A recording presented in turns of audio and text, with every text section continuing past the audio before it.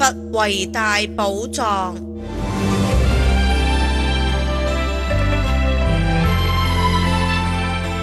唐朝時候嘅新定，原來係個聽唔到佛法嘅地方。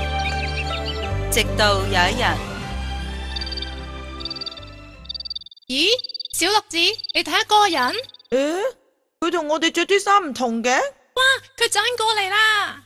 阿彌陀佛，小朋友，快啲走啊！快啲走啊！快啲走啊！小六子，等埋我啊！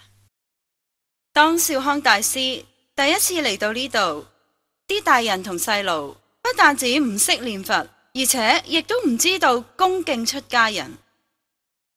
後來為咗廣化有緣眾生，少康大師諗咗一個辦法。喂，小六子，嗰個人又嚟啦！佢手上拎住啲咩呢？喂，係錢嚟噶！哇，小六子，我想食嗰個糖葫蘆啊！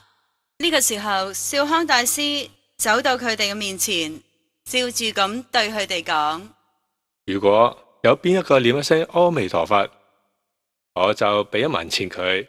吓，1文錢啊！小六子，我好想食糖葫蘆啊！我會念阿彌陀佛。於是少康大師就照最初嘅約定，將乞翻嚟嘅錢送咗俾會念佛嘅小朋友。後來會念佛嘅小朋友越嚟越多咯。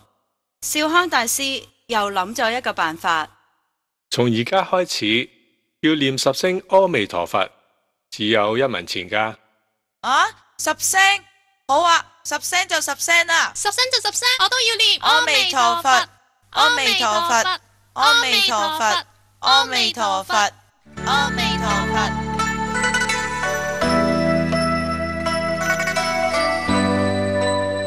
過咗1年，住喺新定嘅人，無論男女老少，個個都會念佛。而家大家先知道，呢啲先至係真正嘅金銀財寶。